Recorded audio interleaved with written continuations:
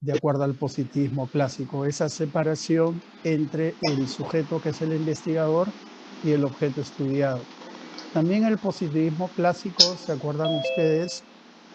Eh, el positivismo clásico también aceptaba, ¿no?, las leyes universales. Y finalmente, otro de los temas que tratamos en la clase pasada fue el tema del empirismo, ¿no? El tema del empirismo lógico o también neopositivismo. Y señalamos que una de las características de este empirismo lógico o neopositivismo es la demarcación entre lo que es conocimiento científico y lo que no es, ¿no? Esa demarcación entre lo que es metafísico, teología, y lo que sería conocimiento científico. Y el conocimiento científico son ese conocimiento que se puede verificar, ¿no?, con respecto a los hechos. Son aquellos conocimientos que se pueden verificar, ¿no?, que provienen, cuyos datos provienen de los sentidos, ¿no?, en contacto con la realidad a través de la experiencia. Y otra de las características también vimos de este empirismo lógico es la utilización del lenguaje lógico para enunciar, para darle cientificidad a los enunciados, ¿no? Entonces, el empirismo lógico utiliza mucho un lenguaje lógico. Los enunciados serán científicos siempre y cuando puedan ser expresados, ¿no?, a través de símbolos. Pues bien, esa es una síntesis puntual para los que recién están entrando de lo que vimos la última clase. Hay unos temas que quedaron pendientes de la última clase que no es dable que solamente se limiten a leer el PPT o el material, porque es cierto que a veces las lecturas, sobre todo las lecturas, porque se tiene que dejar lecturas de epistemólogos que son medios enredados. Entonces, lo que voy a hacer ahorita es los dos temas que quedaron pendientes de la semana 3, que son dos nada más, dos puntos, y luego pasamos a ver el tema de la hermenéutica que corresponde a esta semana 3. Entonces, lo que quedó pendiente es el racionalismo popperiano con el falsacionismo de Karl Popper, y también quedó pendiente, como pueden observar en el PPT, el relativismo epistemológico y el concepto de paradigma. Estos temas que quedaron pendientes de la semana 3 son básicos, son fundamentales, eh, y leerlos directamente a través de las lecturas, a través del PPT, como que a veces es un poco complicado. Entonces, lo que he hecho acá es una especie de síntesis para hacer estos temas un poco más didácticos o llevaderos. Entonces, vamos a empezar con el tema, como pueden ver acá en el PPT, el racionalismo popperiano, ¿no? El racionalismo popperiano, la ruptura con el inductivismo y el falsacionismo. Ahora, tenemos que empezar primeramente con lo siguiente. Si vamos a hablar de el racionalismo popperiano, el falsacionismo propuesto por Karl Popper, la pregunta es, ¿quién es Karl Popper? ¿No? De repente ustedes habrán escuchado acerca de Karl Popper, han leído acerca de Karl Popper. Bueno, Karl Popper es ahí lo tienen en la foto, el PPT. Karl Popper es un filósofo austriaco, nacionalizado, luego británico, que fue cercano al Círculo de Viena, aunque no perteneció al Círculo de Viena, pero fue cercano, aunque no compartía sus ideas. Ahora, las obras más importantes de Karl Popper son las que ustedes pueden ver en el PPT.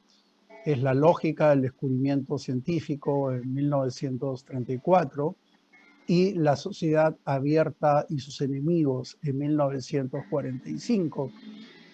Quisiera señalarles que las ideas de Karl Popper recién se pusieron de moda o empezaron a ser más conocidas después de la Segunda Guerra Mundial, durante la Guerra Fría, y luego volvieron a impulsarse tras la caída del muro de Berlín y la caída del bloque socialista, en que empieza a popularizarse las ideas de Karl Popper, ¿no? Ha fallecido en 1994, ¿no? A fines del siglo XX.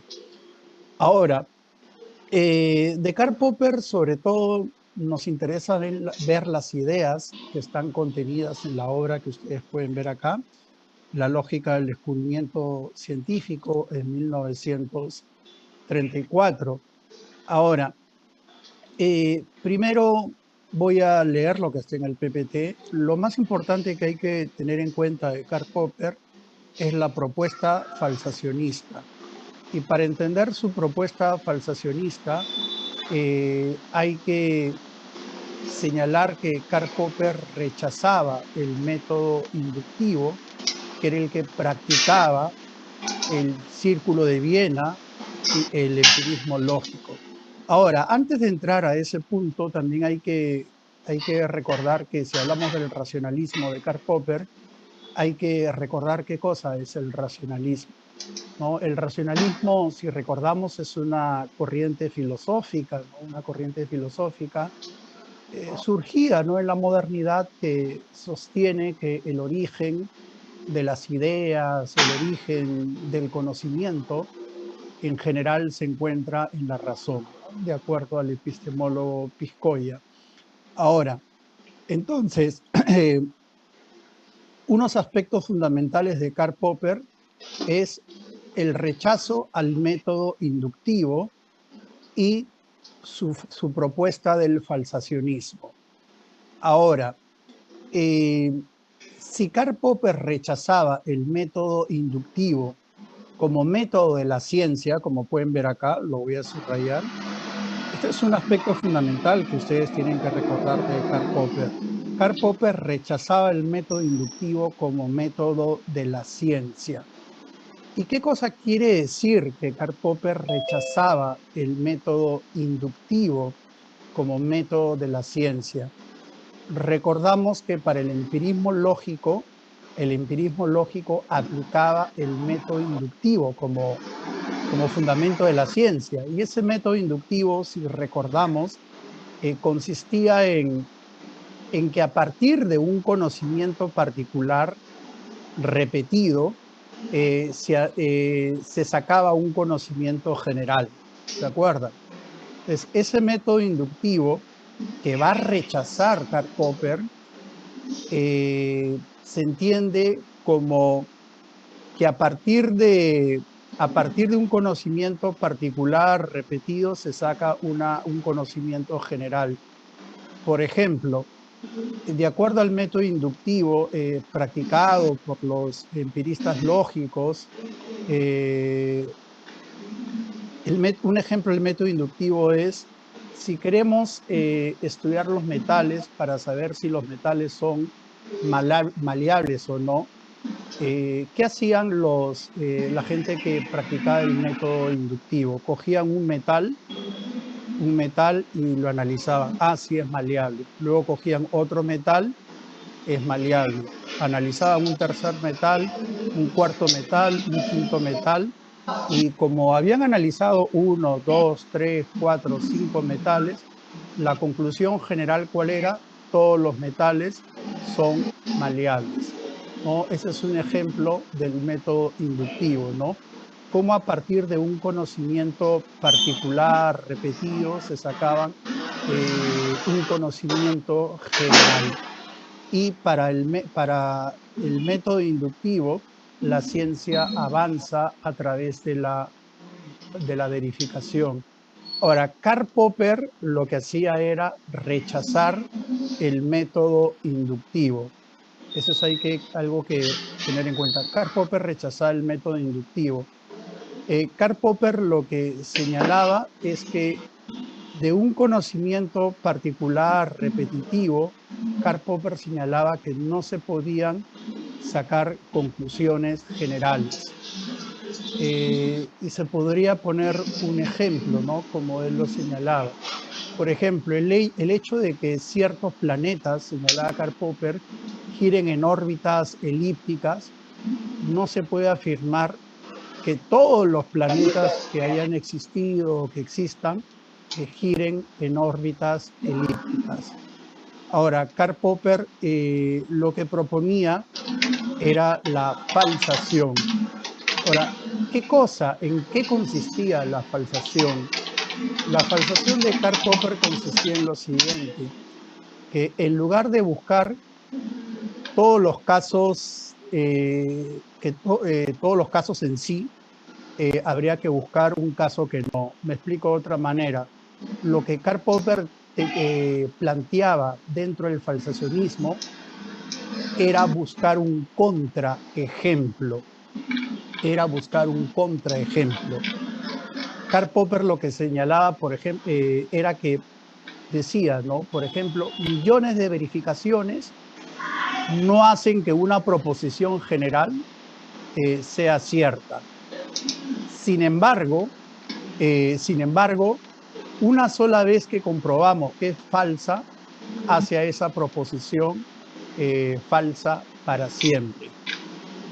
Por ejemplo, y esto lo ponía Karl Popper,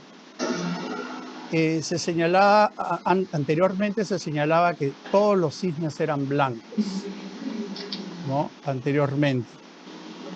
¿Qué implicaría el método hipotético, el método inductivo? Cogían un cisne blanco, otro, en conclusión, todos los cisnes eran blancos. ¿Qué tendría que hacer el falsacionismo de Karl Popper? Buscar un cisne que no sea blanco. Karl Popper señalaba eso, que así hayan millones de verificaciones, bastaba, si se comprobaba que un enunciado era falso, toda la teoría era considerada como falsa, ¿no? Todos los cisnes son blancos, pero si se encontraba un cisne negro ya se tiraba abajo toda esa propuesta. Y efectivamente eso ocurrió en la historia, ¿no? Sabemos que hay cisnes negros, ¿no? Hay cisnes negros en Australia. Entonces, para Karl Popper, la ciencia no avanza aceptando proposiciones verdaderas, sino rechazando proposiciones falsas. Eso es lo que señalaba Karl Popper, ¿no? Que la ciencia no avanza verificando, como señalaban los neopositivistas, sino Karl Popper señalaba que la ciencia no avanza aceptando posiciones verdaderas, sino rechazando más bien proposiciones falsas, ¿no? Ahora, eso es lo que señalaba Karl Popper, ¿no? Ahora, pues bien, un poco resumiendo de nuevo esto que señala Karl Popper sobre el falsacionismo, podríamos resumir de que una teoría se comprueba. Karl Popper consideraba que si una teoría se comprueba, en la realidad él la llamaba válida. O sea, Karl Popper señalaba, si una teoría se comprueba, en la realidad es una teoría válida, pero no verdadera, señalaba él. Porque Karl Popper señalaba que hay que considerar que una teoría tiene que ser, ¿qué cosa? Falseable. Y para Karl Popper ninguna teoría es una verdad absoluta, porque Karl Popper señalaba que su validez se renueva día a día constantemente, ¿no? Eso es lo que señalaba Karl Popper. Pues bien, por ejemplo, para Karl Popper no entraba dentro de la ciencia la teología, porque la teología no puede ser refutada, no puede ser falseada. Por eso es que la teología no entra al campo de la ciencia, ¿no? Aquellos postulados que hay la posibilidad de ser falseados entran al campo de la ciencia. Karl Popper hablaba de teorías verdaderas, pero no absolutas. Eso es lo que señalaba Popper. Ahora, bueno, esto es algo que ya lo señalé. Karl Popper criticaba el método inductivo, que es lo que he estado explicando. También lo que Karl Popper proponía era el llamado método hipotético deductivo, ¿no? De una hipótesis general, era qué cosa, lo que se trataba de una hipótesis general era qué cosa contrastarla, ¿no? Contrastarla empíricamente, ¿no? Después que esta ya había sido formulada. Ahora, un personaje también importante que hay que señalar dentro de, de estas corrientes epistemológicas es el caso de este personaje que tenemos acá. Acá tenemos en la imagen a este tipo, Kuhn, Thomas Kuhn. Ahí tenemos a Thomas Kuhn. ¿Y quién fue primeramente Thomas Kuhn? Thomas Kuhn fue un físico, ojo, Thomas Kuhn fue un físico, un filósofo de la ciencia y también fue un historiador de la ciencia. Entonces, Thomas Kuhn hizo de todo, ¿no? Fue físico, también fue filósofo de la ciencia y también fue historiador de la ciencia. Hay un texto clave en de Thomas Kuhn que significó toda una gran discusión, que el texto es el que pueden ver en el PPT, publicado en 1962, que se conoce con el nombre de las revoluciones científicas, publicado en 1962. Ahora, en ese texto de las revoluciones científicas, Thomas Kuhn, utilizaba el término llamado paradigma. ¿Y qué cosa se entiende por un paradigma? Eso está señalado en el PPT, ¿no? Acá voy a leer el PPT, lo que señala por paradigma. Dice, ¿el paradigma qué cosa es? Y de acuerdo al PPT lo estoy subrayando. Dice, el paradigma estoy leyendo, es un repertorio epistemológico que comparte una comunidad de científicos y que además permite describir, explicar y predecir la realidad. Ahora, Thomas Kuhn, si bien era un poco ambiguo al definir lo que era un paradigma, él mismo lo define de la siguiente manera. Acá lo tengo, esta es una cita de él, tomado de otro autor, de otro autor. Dice, los paradigmas son ejemplos aceptados de la práctica científica real que incluyen a un mismo tiempo ley, teoría, aplicación e instrumentalización, los cuales proporcionan una serie de modelos de los que surgen tradiciones especialmente coherentes con la investigación científica, ¿no? En pocas palabras, un paradigma, ¿qué cosa es? La síntesis el paradigma es una especie de, como ahí se señala en el PPT, es una especie de repertorio epistemológico que comparte toda una comunidad científica, ¿no? Que se encarga de predecir, describir, explicar la realidad. ¿Y quién valida un paradigma? El paradigma lo valida la comunidad científica. Ahora, para entender mejor este tema del paradigma, hay que también ver cómo se producen estos cambios de paradigmas, como lo señalaba Thomas Kuhn. Y para entender cómo se producen estos cambios de paradigmas y cómo aparece un nuevo paradigma, hay que entender lo que Thomas Kuhn entendía, como pueden ver aquí en el PPT, lo voy a subrayar, como ciencia formal y ciencia revolucionaria. A ver, moví acá, no sé por qué lo moví, no sé qué hizo, vamos a retroceder. Ya. A ver, una voluntaria para que lea la definición de ciencia normal y ciencia revolucionaria de Thomas Kuhn y lo que está escrito en este trébol. O sea, todo esto de acá que es subrayado, quiero que algún voluntario lo lea. A ver, una dama, siempre las damas. Yo lo leo, doctor. Ya, con camarita, ¿quién es Magda? Sí. Ya, a ver, Magda. Disculpe que lo pongo porque estaba enfocando mi pizarra hoy día en la tarde para dictar clase. No te preocupes. Este, ciencia normal es la ciencia que practica la comunidad científica, que permite explicar fenómenos y resolver enigmas. La ciencia revolucionaria es la ciencia nueva que puede resolver anomalías.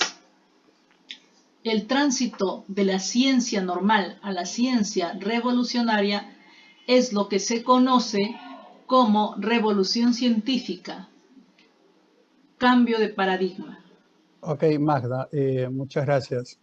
Pues bien, como les he señalado, para entender estos cambios de paradigmas hay que primeramente entender qué cosa es una ciencia normal, qué cosa es una ciencia revolucionaria. Ya Magda leyó lo que era una ciencia normal, ¿no? Dice, es la ciencia que practica la comunidad científica y que permite explicar fenómenos y resolver enigmas. Ahora, habría que preguntarnos qué cosa se entiende por un enigma.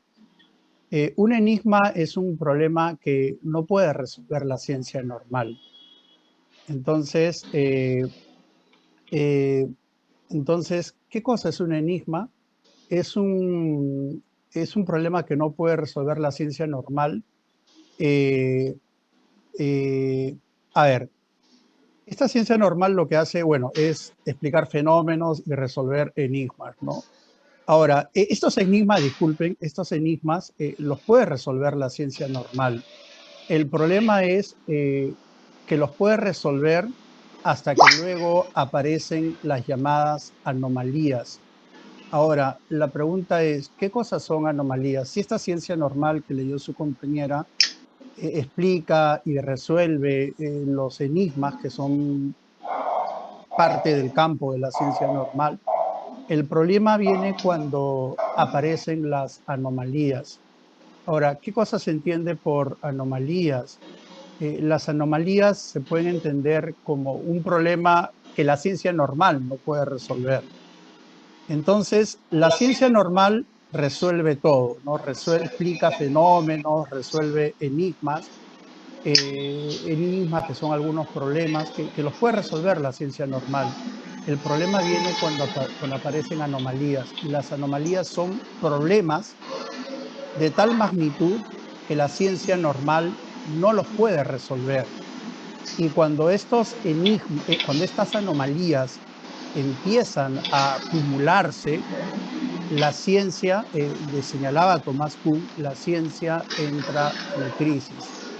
Entonces, para que se entienda mejor esta parte, la ciencia normal es la ciencia que practica la comunidad científica, que explica los fenómenos y resuelve qué cosas que resuelve los enigmas, ¿no? Los enigmas son los problemas que resuelve la ciencia normal, ¿no? Que resuelve esta ciencia normal. El problema viene cuando aparecen anomalías y estas anomalías empiezan a acumularse. Ya les he dicho que las anomalías son problemas de tal magnitud que la ciencia normal no puede resolverse. Y cuando estas anomalías empiezan a acumularse, es cuando esa ciencia, que era un paradigma, entra, ¿qué cosa?, en crisis, porque no puede resolver esas anomalías que se han ido acumulando. Y aparece una nueva ciencia, que sería la ciencia revolucionaria. Y como dice el PPT, lo voy a sombrear. Entonces, la ciencia revolucionaria, ¿qué cosa es? Estoy subrayando esta parte del PPT. La ciencia revolucionaria, ¿qué cosa sería? Para Thomas Kuhn, la ciencia revolucionaria es aquella ciencia que resuelve las anomalías. Y repito, ¿qué eran las anomalías? Son problemas de tal magnitud que no los pueden resolver la ciencia normal. Y con estos problemas se acumulan, la ciencia, el paradigma aceptado entra en crisis y aparece una nueva ciencia que sería la ciencia revolucionaria. Ahora, para poder entender esto mejor, podemos señalarlo también de la siguiente manera. Estamos concentrándonos en esta parte. La ciencia normal, por ejemplo, puede explicar, responder 10, puede responder los fenómenos, puede responder los enigmas, eh, puede responder quizás algunas anomalías, pero luego llega un momento en el cual esta ciencia normal no va a poder responder tantas anomalías que se van a ir acumulando. Y finalmente, quien va a poder responder estas anomalías sería una nueva ciencia, que sería la ciencia revolucionaria, que se convierte en lo que luego sería, ¿qué cosa? Un paradigma. Ahora, el tránsito, como se señala acá, el tránsito de la ciencia normal a la ciencia revolucionaria es lo que se conoce como revolución científica, un cambio de paradigma. Entonces, cuando la ciencia normal entra en crisis porque no puede resolver una acumulación de anomalías, aparece una crisis y se produce una revolución científica, ¿no? Aparece una nueva ciencia revolucionaria que puede resolver las anomalías que no podía resolver la ciencia normal. Ahora, un ejemplo muy clásico de este cambio de paradigma se explica a través de la astronomía, ¿no? Es un ejemplo clásico de un cambio de paradigma para que ustedes lo puedan entender mejor, esta parte de del paso de un paradigma a otro, ¿no? Ahora, hay que recordar primeramente en astronomía el paradigma antiguo que existía, ¿cuál era? ¿Recuerdan ustedes? Era el paradigma ptolomeico, el paradigma de Ptolomeo, el paradigma geocéntrico, ¿no? En el cual la Tierra era el centro del universo, ¿no? Por eso se llama paradigma geocéntrico. Con este paradigma que predominó en la edad antigua, en la edad media, inclusive parte de la edad moderna, donde señalaban que todos los donde señalaban que donde se señalaba que la Tierra era el centro del universo. En este paradigma geocéntrico se señalaba también otra cosa, ¿no? Que la órbita de los planetas era circular, ¿no? Señalaba este paradigma ptolomeico que la órbita de los planetas era de forma circular. Hay que recordar que este paradigma ptolomeico aparece en la época de los griegos, ¿no? Y para los griegos el círculo era una figura perfecta, ¿no? Así los astros tenían una órbita en una circunferencia perfecta. ¿Esto qué cosa quería decir, no? Por ejemplo, se señalaba de que Júpiter siempre tendría la misma distancia que la Tierra, pues su órbita era circular. Pero, ¿qué cosa ocurrió? Con el paso del tiempo, los científicos empezaron a encontrar que a veces Júpiter se encontraba más cerca de la Tierra y otras veces no. Entonces, ¿qué cosa hicieron los científicos? Los científicos, bueno, crean otra órbita propia para Júpiter, pero luego se dieron cuenta que ese mismo problema que pasaba para Júpiter, que no siempre tenía la misma distancia hacia la Tierra, también se podía aplicar, se veía en otros planetas. Entonces, esto ya los científicos, por ejemplo, no podían explicarlo. No podían explicar por qué a veces las distancias de unos planetas hacia la Tierra variaban.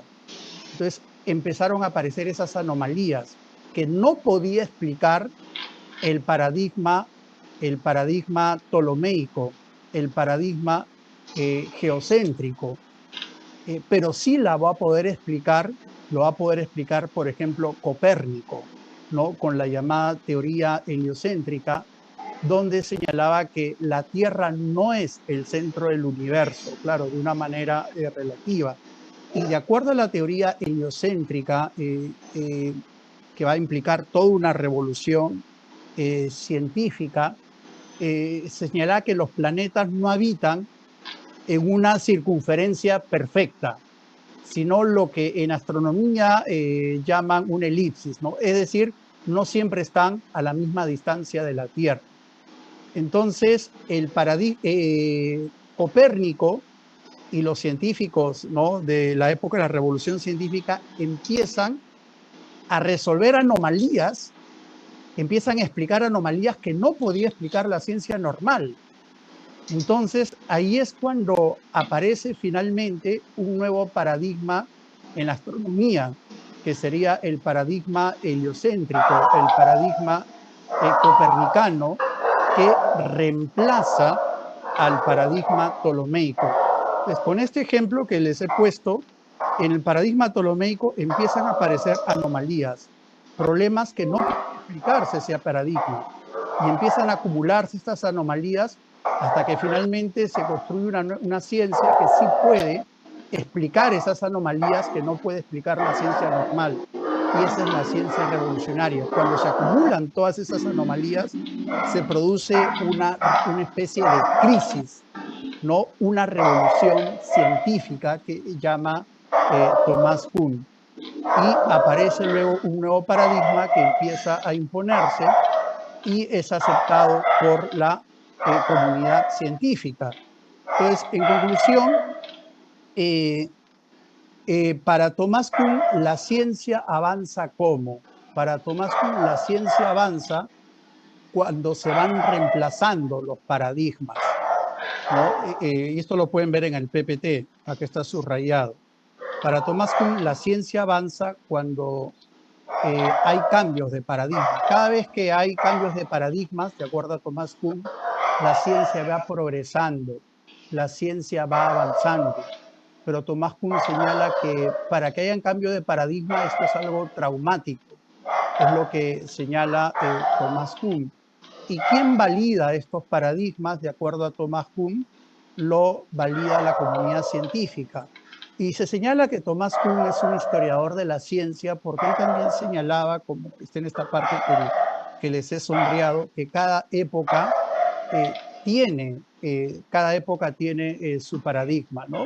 Entonces, el paradigma, en resumidas cuentas, podemos sintetizarlo de la siguiente manera, ¿no? Es un conjunto de prácticas o teorías que defienden una disciplina científica que son puestos a prueba y luego aceptados por la comunidad científica, ¿no? Ahora, entonces la ciencia empieza a progresar, de acuerdo a Thomas Kuhn, cuando ocurren estos cambios de paradigmas. Y bueno, si queremos también, aunque esto no es un curso de teoría de la educación, se habla también de paradigmas, ¿no?, educativos, ¿no? Y los paradigmas educativos, en un curso de teoría educativa se pueden hablar que son modelos teóricos, ¿no?, de la educación. Y han habido, y hay, ¿no?, se pueden encontrar varios paradigmas educativos, ¿no?